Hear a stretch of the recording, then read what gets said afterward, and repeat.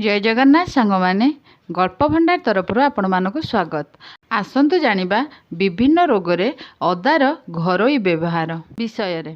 प्रिय दर्शक बंधु, जदि आम चैनल टी को सब्सक्राइब करि नाहंती दयाकरी सब्सक्राइब करि दियंतु। वीडियोटी शेष पर्यंत देखंतु एवं लाइक शेयर कमेंट भी करंतु। अदा जुग जुग धरी समस्तक निकटरे अति परिचित। समग्र भारतवर्ष रे समशीतोष्ण जलवायु प्रधान क्षेत्र रे यह सहजरे उत्पन्न हुए। एही गछटी 2 ରୁ 4 फुट उच्च हुए। एहार पत्र बाउंश पत्र परि होइथाय। आसंतु जानिबा विभिन्न रोगरे अदार घरोई प्रयोग विषय रे। नंबर 1, हृदरोग को उपशम करने पाई अदार 2टी विशेष गुण अच्छी। रक्त तरलाइबा एवं कोलेस्ट्रॉल को ह्रास करने। नंबर 2, अदा रस, पान रस एवं महू प्रत्येक एक एक चामच नहीं चाटिले श्वास एवं हाई भल होइथाय। नंबर 3, जदि आपणकर मुंड व्यथा हेउछि ताहाले शुंठी को पानी रे घोरी कपाल रे प्रलेप देले मुंड व्यथार आराम मिलिथाय।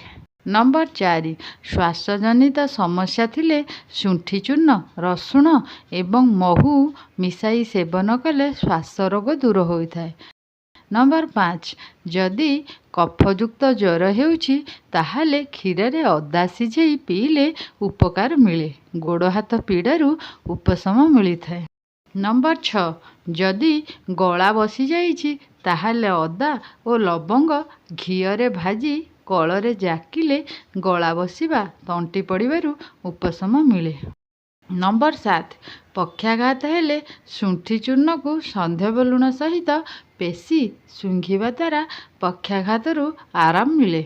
नंबर 8, अर्जिन हेउथिले अदा एवं धनिया को समभागरे नहीं मिश्रण प्रस्तुत करी सेवन कले अर्जिन दूर हुए। नंबर 9, जदि काहाको अरुचि हेउछि ताहाले खाइबा सहित अदा संध्यव लुणर चटणी खांतु, अरुचि छाड़ी चली जीवो। नंबर 10, श्वास काश हेउथिले अदा रसरे पिपली चूर्ण मिसाई नियमित 1 मास सकाळ संध्यारे सेवन कले श्वास काश भल होइथाय। अदा रसरे पिपली चूर्ण महू मिसाई सेवन कले शुष्क कफ तरली जाए। नंबर 11, ज्वर परे बहुत दिन धरी ठंडा काश लगी रही थाए। ए अवस्था अदा मिश्री गोलमरीच सिझाई सही पानी सकाळ संध्यारे अध कप लेखाए पीले ठंडा काश दूर हुए। एहाकू इन्फ्लुएंजा कहा जाए। नंबर 12, पिठी और अंटार व्यथा हेउथिले शुंठी 1 चामच, गोखुरा 1 चामच सिझाई सकाळे पाने संध्यारे पाने नेले पिठी और अंटा व्यथा दूर हुए।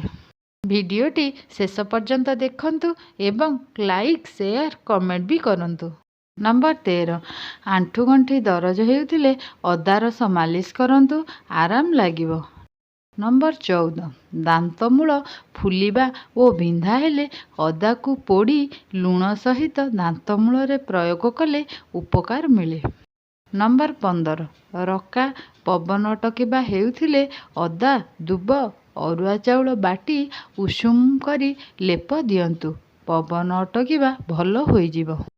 नंबर 16, जदि पेट दरज होइछि क्षीर रे अदा सिझेई दिन को 2 ରୁ 3 थर पियंतु, पेट दरज कमी जीवो। नंबर 17, जदि दांत पीड़ा हेउछि शुंठी चूर्ण रे दांत घसी उष्म जल रे कुली करंतु, दांत दरज बा पीड़ा कमी जीवो एवं आपण को आराम लागिबो। नंबर 18, प्रसूति महिला पक्षे अदा एक वरदान। साधारणतः गाँ गहली रे पिला प्रसव परे परे प्रसूति को यथेष्ट मात्रा रे अदा खाइबा को दिया जाइथाय। एहा द्वारा शरीरर मजरा छाड़ी जाए, जरायु स्वाभाविक अवस्था को शीघ्र फेरी आसे। नंबर 19, मूत्रमार्गरे रक्तस्राव हेउथिले शुंठी चूर्ण 12 ग्राम, जल 1.5 पा, क्षीर अध पा एकत्र मिश्रण प्रस्तुत करी सेवन कले उपकार मिले। नंबर 20, शुंठीर पाचन रस गरम करी सेवन कले क्षुधा वृद्धि हेबा सहित हृदरोग और काश आदि भल होइथाय। ନମ୍ବର 21 ଋତୁ ସମ୍ବନ୍ଧୀୟ ବିଶୃଙ୍ଖଳା ହେଉଥିଲେ ଖଣ୍ଡେ ତଟକା ଅଦାକୁ ଛେଚି 1.5 କପ୍ ପାଣି ଦେଇ ଫୁଟାଇ ନିଅନ୍ତୁ। 1 କପ୍ ଅବଶେଷ ରହିଲେ ସେଥିରେ ମହୁ ବା ଗୁଡ଼ ମିଶାଇ ଦିନକୁ 3 ଥର ସେବନ କଲେ ପିରିୟଡ଼ ସମୟରେ ହେଉଥିବା ଯାବତୀୟ ବିଶୃଙ୍ଖଳା ଦୂର ହୁଏ। ଆଶା କରୁଛି ଆଜି ଏହି ଟିପ୍ସ ଗୁଡ଼ିକ ସମସ୍ତଙ୍କୁ ବହୁତ ଭଲ ଲାଗିଥିବ ଏବଂ ଆପଣମାନଙ୍କର ଦରକାର ସମୟରେ ନିହାତି ଭାବରେ କାମରେ ଆସିବ। ଭିଡ଼ିଓଟି ଭଲ ଲାଗିଥିଲେ ଭିଡ଼ିଓଟି ସେୟାର କରନ୍ତୁ, ଲାଇକ୍ କରନ୍ତୁ। ଚ୍ୟାନେଲରେ ନୂଆ ଥିଲେ ଚ୍ୟାନେଲକୁ ସବସ୍କ୍ରାଇବ୍ କରିଦିଅନ୍ତୁ। ଭିଡ଼ିଓଟି ସମ୍ପୂର୍ଣ୍ଣ ଦେଖିଥିବାରୁ ଆପଣଙ୍କୁ ଅଶେଷ ଅଶେଷ ଧନ୍ୟବାଦ। ଜୟ ଜଗନ୍ନାଥ।